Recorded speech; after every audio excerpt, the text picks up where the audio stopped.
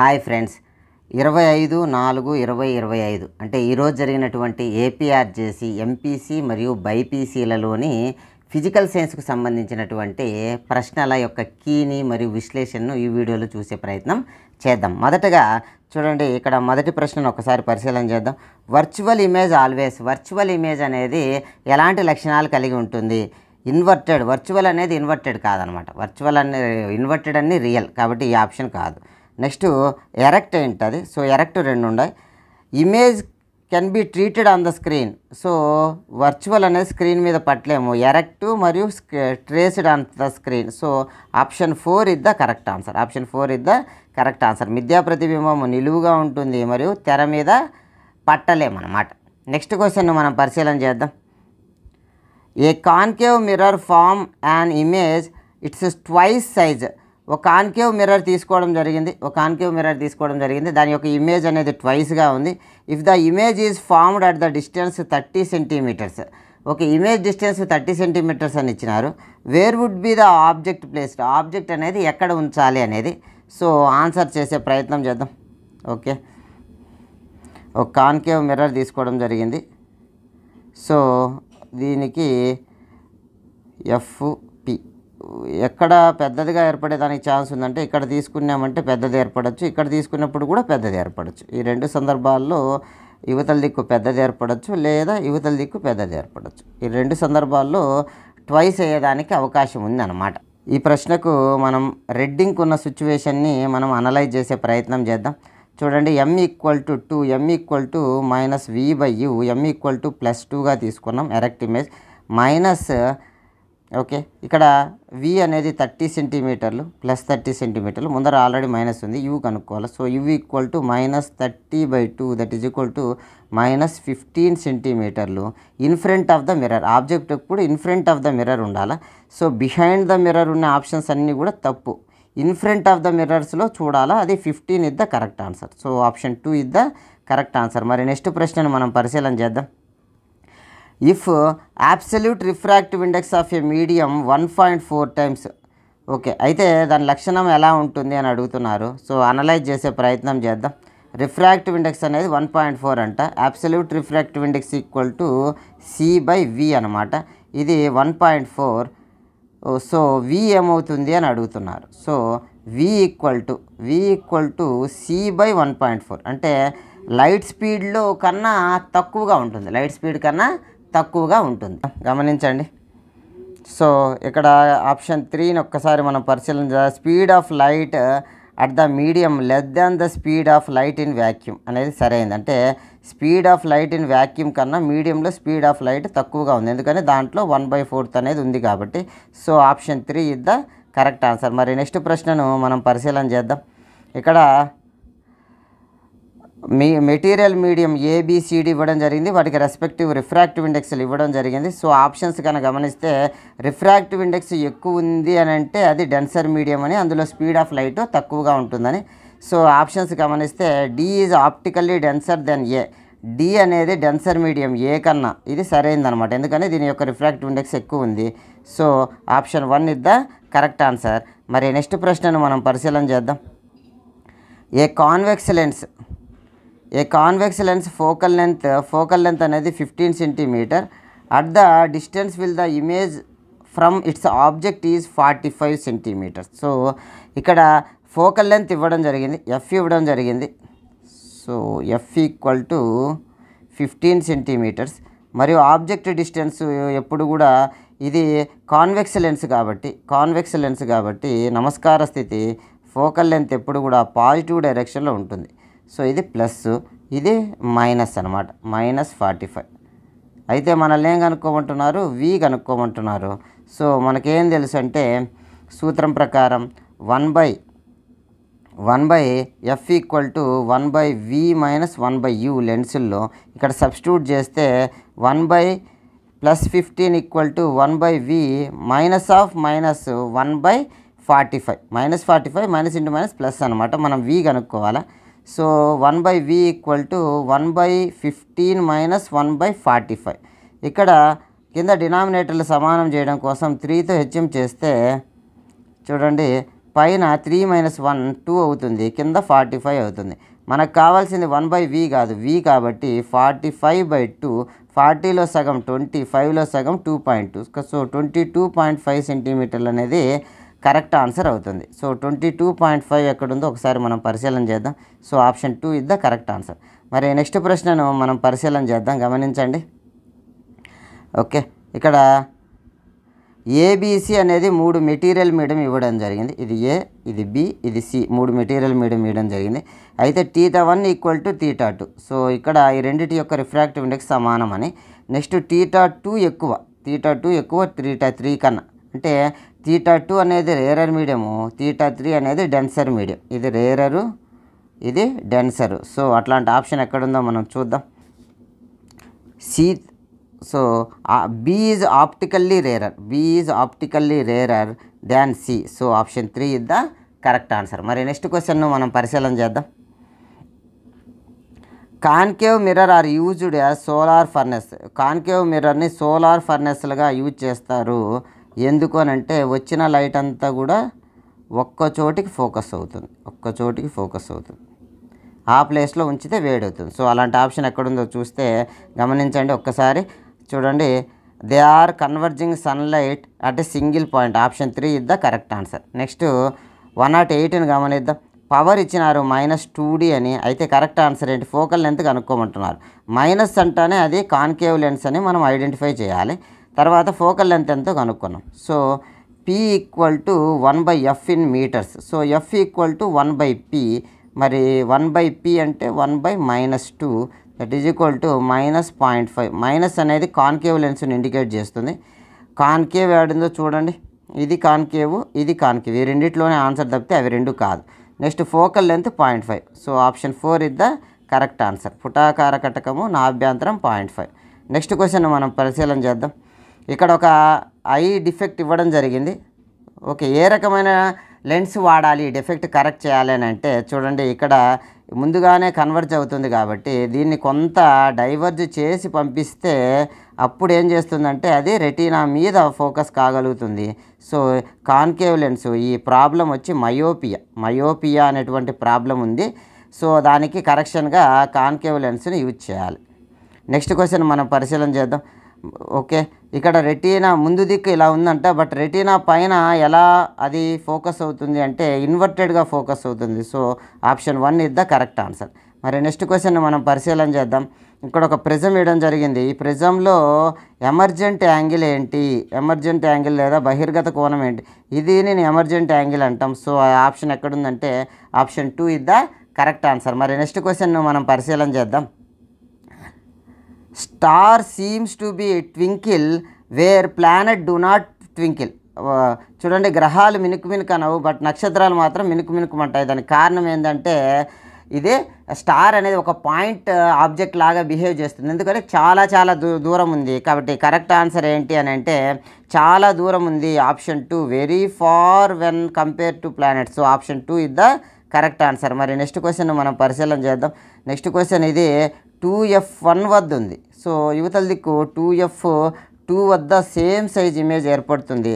So correct answer image ఎక్కడ వస్తుంది అంటే 2F2. Option 4 is the correct answer. Next question మనం పరిశీలన చేద్దాం.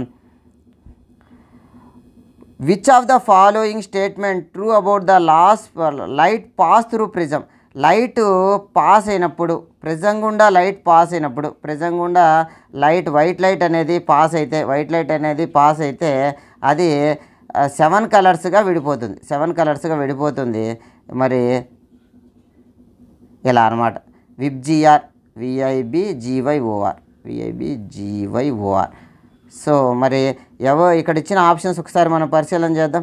Red lens bends most. Red అనేది ఇలా వెళ్ళాల్సింది, రెడ్ ఎక్కువ బెండ్ అవుతుందా అంటున్నారు, వైలెట్ ఎక్కువ బెండ్ అవుతుందా గమనించండి. So red bends least, red తక్కువగా బెండ్ అవుతుంది. Option 2 is the correct answer. మరి నెక్స్ట్ క్వశ్చన్ మనం పరిశీలన చేద్దాం. సింబల్ ఆఫ్ అమ్మీటర్ యొక్క సింబల్ ఏంటి? రెండు వైపులా ప్లస్ ఉంటుందా, రెండు వైపులా మైనస్ ఉంటుందా? ఒకటి ప్లస్ ఒకటి మైనస్ ఉంటుంది. ఇది బల్బ్ అనమాట. So option 3 is the correct answer. Next question మనం పరిశీలన చేద్దాం. ఇక్కడ మెటీరియల్ మరియు వాటి యొక్క రెసిస్టివిటీ ఇవ్వడం జరిగింది. కింద గమనిస్తే ఇక్కడ ఏబిసిడీల్లో విచ్ ఈజ్ మోర్ రెసిస్టివిటీ, ఏది ఎక్కువ రెసిస్టివిటీ ఉంది. ఇక్కడ 10 పవర్లు కనుక మనం గమనిస్తే 10 పవర్ నెగిటివ్లలో ఏది చిన్నగా ఉంటే దాని వాల్యూ ఎక్కువ అని అర్థం. సో కాబట్టి ఆప్షన్ ఏ, ఇది ఏకి రెసిస్టివిటీ ఎక్కువ. సో దేనికి సాపేక్షంగా ఎక్కువ, మోర్ రెసిస్టివిటీ అన్నారు. Option 1 is the correct answer అనమాట. ఓకే, నెక్స్ట్ క్వశ్చన్ మనం పరిశీలన చేద్దాం. In the following figure, okay, ఇక్కడ ప్రతిదీ కూడా 1 ఓం రెసిస్టర్ అంట. అయితే మోర్ రెసిస్టెన్స్ దెన్ ఏబీల మధ్యలో ఎక్కువ రెసిస్టెన్స్ ఉండేది ఏది అని అంటున్నారు. చూడండి, ఇది 1 ఓము, ఇది 1 ఓం, ఇది 1 ఓం ఉంటే ఎప్పుడైనా ప్యారలల్గా ఉన్నప్పుడు దాని నెట్ వాల్యూ అనేది తక్కువగా ఉంటుంది. సో దీని రిజల్టెంట్ రెసిస్టెన్స్ యొక్క వాల్యూ అనేది 1 కన్నా తక్కువగా ఉంటుందన్నమాట. దీనిది కూడా 1 కన్నా తక్కువ ఉంటుంది. బట్ ఇది 1, ఇది 1 కన్నా తక్కువ. సో 1 + 1 కన్నా తక్కువ ఉండేది పెద్దదిగా ఉంటుంది, ఇది 1 కన్నా తక్కువ ఉంటుంది. So correct answer option 3 is the correct answer. కొంత వివరంగా కావాలంటే కూడా మనం చేసుకోవచ్చు. ఓకే, ఒక్కటి చేసే ప్రయత్నం చేద్దాం. 1 1 1 చూడండి, ఇక్కడ ఈ రెండు కలిసి 2 ఓమ్స్ అవుతుంది, ఇది 1 ఓం అవుతుంది. ఈ రెండు సింప్లిఫై చేస్తే are equivalent equal to R1 × R2 / R1 + R2 that equal to R1 × R2 వచ్చి 1 × 2 × 1 లేదా 1 × 2 / 1 + 2 that equal to 2/3. So 2/3 ohms అవుతుంది, అంటే 1 కన్నా తక్కువనే అర్థం. సో ఇది 1 + 2/3, ఇది అంతే. సో కాబట్టి option 3 is the correct answer. Next question మనం పరిశీలన చేద్దాం. ఇక్కడ 100 ohms a uniform wire 100 ohm resistors cut into 10 equal parts connect in parallel, what is the resultant resistance అనమాట. సో 10 ఈక్వలెంట్ పార్ట్స్గా చేయడం జరిగింది. ఒక్కసారి గమనిద్దాం. ఒక్కొక్క దాని యొక్క రెసిస్టెన్స్ ఎంత అవుతుందంటే 10 ఓమ్స్ అవుతుంది. 100 ఈక్వల్గా చేస్తే ఇట్లాంటివి ఎన్ని చేసినారంటే 10 పార్ట్స్ చేసినారు. 10 పార్ట్స్ ఒక్కొక్క దానిది 10 ఓమ్స్ అవుతుంది. So equivalent resistance equal to R/N అవుతుంది. R ఒక్కొక్క దానిది 10, అట్లాంటి 10 ఉన్నాయి కాబట్టి రిజల్టెంట్ రెసిస్టెన్స్ 1 ఓమ్ అవుతుంది. So option 1 is the correct answer. మరి నెక్స్ట్ ప్రశ్నను మనం పరిశీలన చేద్దాం. If n number of identical resistance connected in parallel, effective resistance అనమాట. ప్యారలల్గా కనెక్ట్ చేస్తే, ఒకే రకమైన ప్యారలల్గా కనెక్ట్ చేస్తే రిజల్టెంట్ రెసిస్టెన్స్ అనేది R/Nకి సమానం. So option 3 is the correct answer. Next 1 kWh equal to, చూడండి option 1 is the correct answer. ఎలా చేయాలి అని అంటే 1 కిలో అంటే 1000, వాట్ అంటే జౌల్/సెకండ్, హవర్ అంటే 3600 అనమాట. So okay, 6000 seconds joule per second, second cancel, 36 × 10⁵ లేదా 3.6 × 10⁶. So option 1 is the correct answer. మరి నెక్స్ట్ ప్రశ్నను మనం పరిశీలన చేద్దాం. Okay, CGS unit of magnetic field strength named in honour. Okay, magnetic field స్ట్రెంగ్త్కు యూనిట్స్ ఏంటి అని అడుగుతున్నారు. మ్యాగ్నెటిక్ ఫీల్డ్ స్ట్రెంగ్త్కి యూనిట్స్ ఐర్స్టెడ్ అనమాట. ఐర్స్టెడ్ గారికి గుర్తుగా ఈ యూనిట్ని తీసుకోవడం జరిగింది. ఈయనే మ్యాగ్నెటిజానికి మరియు ఎలక్ట్రిసిటీకి ఉన్న రిలేషన్ను మొట్టమొదటిసారిగా చెప్పిన వ్యక్తి అనమాట.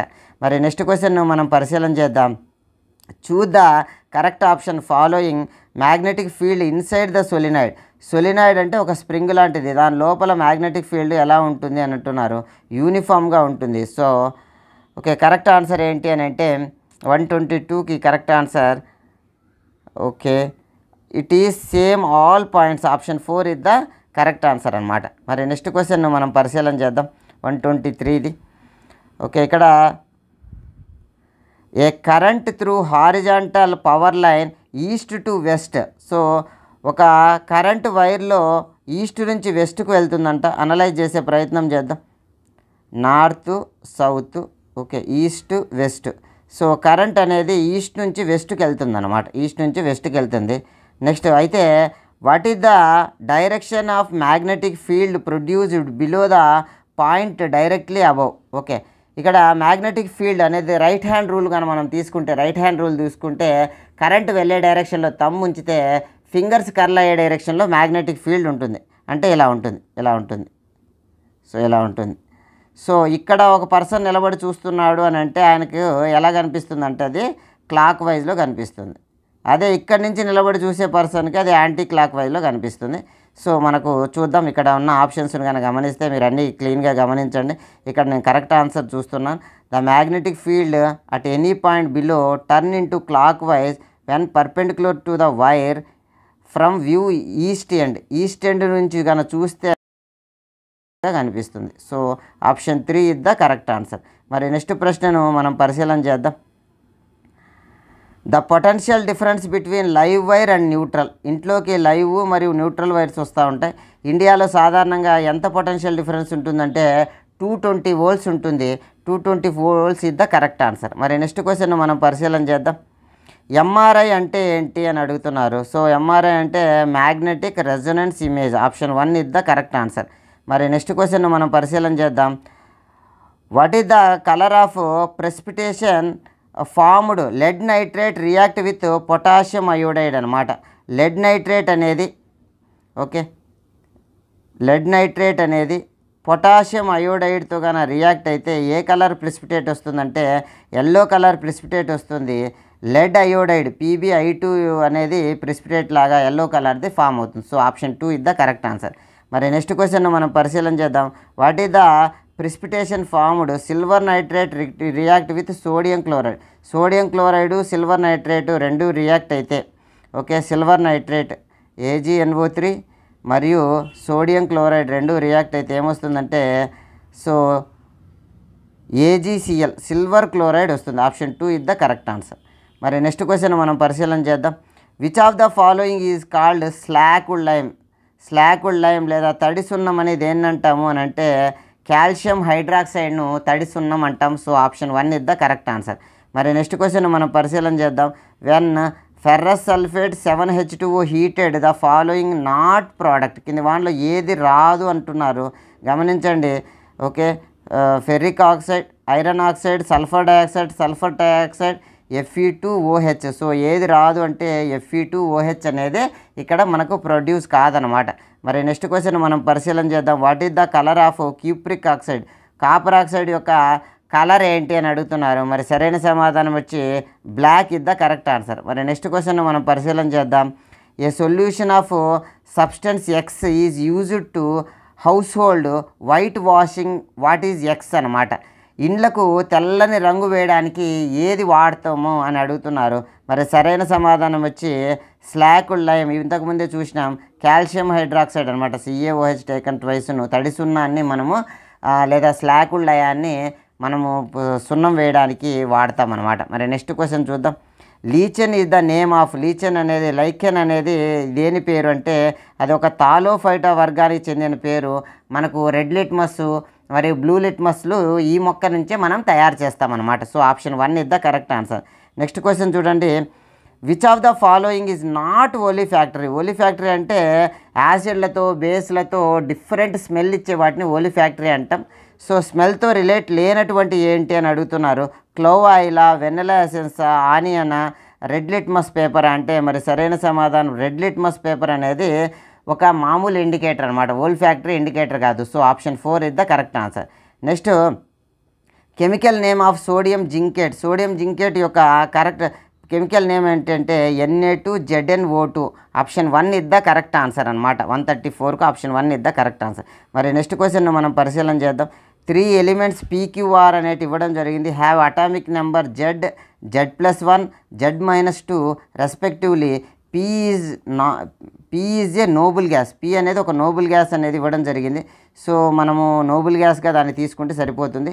Then the formula of compound formed between Q and R. So one of the noble గ్యాస్గా మనం తీసుకుంటే ఉదాహరణకు నియాన్ తీసుకున్నాం. Pను నియాన్గా తీసుకుంటే 10 తీసుకుంటే Z+1 ఏమవుతుంది, Z+1 సోడియం అవుతుంది. Z+1 sodium. ఇది Q. అదేవిధంగా Z-2 అంటే 8 ఆక్సిజన్ అవుతుంది. 8 ఆక్సిజన్ అవుతుంది R. సో ఇప్పుడు Qకు Rకు రిలేషన్ కనుక గమనిస్తే సోడియం ఆక్సైడ్ Na2O అవుతుంది. అంటే Q2R is the correct answer. Q2R is the correct answer. Option 2 is the correct answer. Next question మనం పరిశీలన చేద్దాం.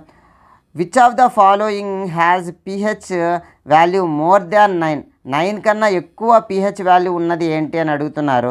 సో 9 కన్నా ఎక్కువ ఉందంటే అది బేస్ అని. సో లెమన్ జ్యూస్ అనేది ఒక యాసిడ్, HCl ఒక యాసిడ్, NaOH సోడియం హైడ్రాక్సైడ్ అనేది ఒక బేస్, స్ట్రాంగ్ బేస్. కాబట్టి 9 కన్నా ఇదే ఎక్కువగా ఉంటుంది. So option 3 is the correct answer. నెక్స్ట్ది మ్యాచ్ చేయమంటున్నారు. Match the following.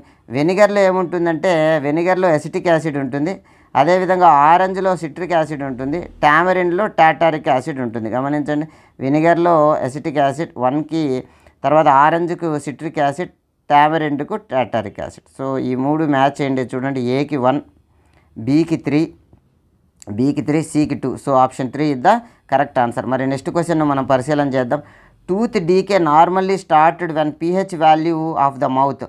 నోటిలో pH వాల్యూ ఎంతకన్నా తగ్గితే మనకు దంతక్షయం అనేది ప్రారంభమవుతుంది. అంటే లోయర్ దాన్ 5.5 కన్నా తగ్గితే టూత్ డీకే, 5.6 కన్నా తగ్గితే దాన్ని యాసిడ్ రెయిన్ అని అంటాం అన్నమాట. సో ఈ రెండు కొంచెం కన్ఫ్యూజ్ ఉండేటి. సో అది నెక్స్ట్ క్వశ్చన్ మనం పరిశీలన చేద్దాం. A drop of colourless liquid was placed on blue litmus paper. So colour of the paper turn into red. చూడండి, ఇక్కడ ప్రధానంగా అది బ్లూ కలర్ లిట్మస్ పేపరు, అది ఏంగా మారిందంటే టర్న్ ఇంటూ రెడ్.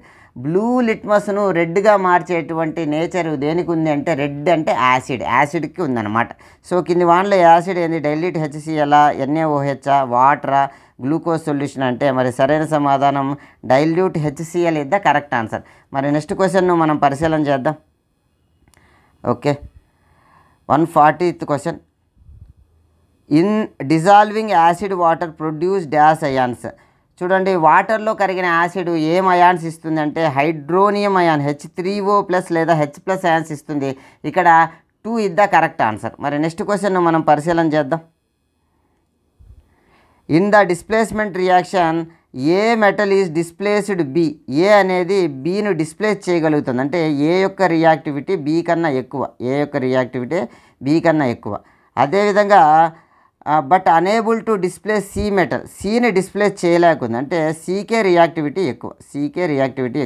ఈ వరుస గమనిస్తే బి కన్నా ఏకి, ఏ కన్నా సికి ఉందని అర్థమైంది.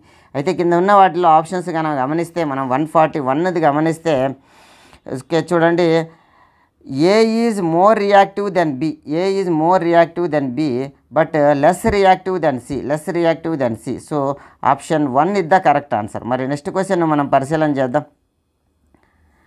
The ability of metal to drawn into వైర్లలాగా మార్చేటువంటి నేచర్ని ఏమంటాము?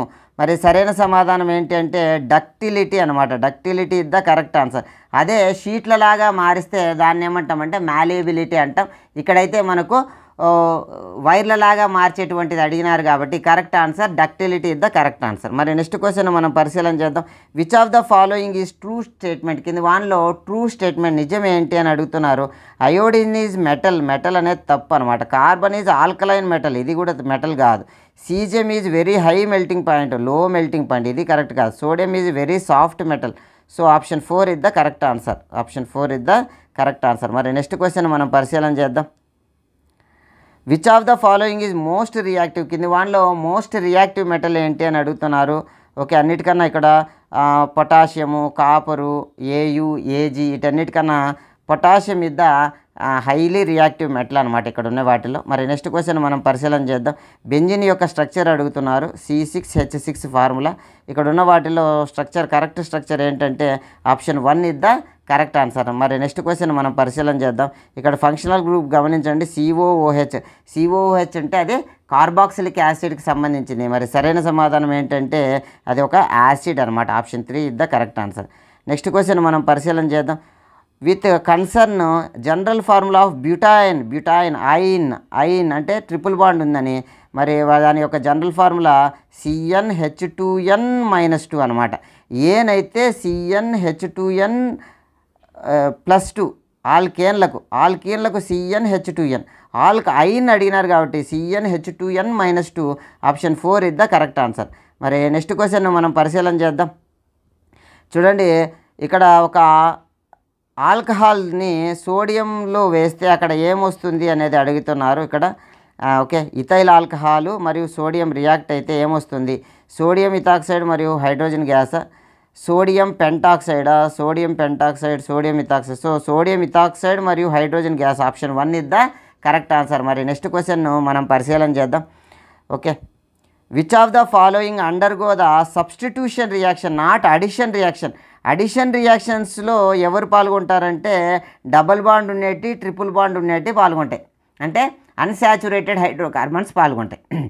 మరి సబ్స్టిట్యూషన్ రియాక్షన్లో సాచురేటెడ్ హైడ్రోకార్బన్స్ పాల్గొంటాయి. కింద ఉన్న వాటిలో సాచురేటెడ్ హైడ్రోకార్బన్ ఏంటి? సాచురేటెడ్ అంటే ఎలా కనుక్కోవాలి? CnH2n+2 ఫార్ములాలో సెట్ కావాలి. అలా సెట్ అయ్యేది ఏముందో చూడండి ఇక్కడ. So option 2 is the correct answer. n+1 పెడితే CH4 అవుతుంది.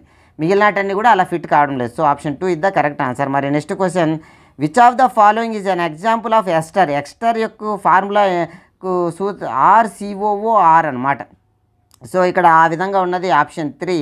సో ఇది methyl ethanoate. Methyl ethanoate is the IUPAC name. Option 3 is the correct answer. ఈ విధంగా మనం ఫిజికల్ సైన్స్కి సంబంధించినటువంటి కీని పరిశీలన చేయడం జరిగింది. మిగిలిన సబ్జెక్ట్కి ప్రయత్నం చేద్దాం. ఓకే, ఈ వీడియో చూసినందుకు ధన్యవాదాలు. Thank you. 1 అండ్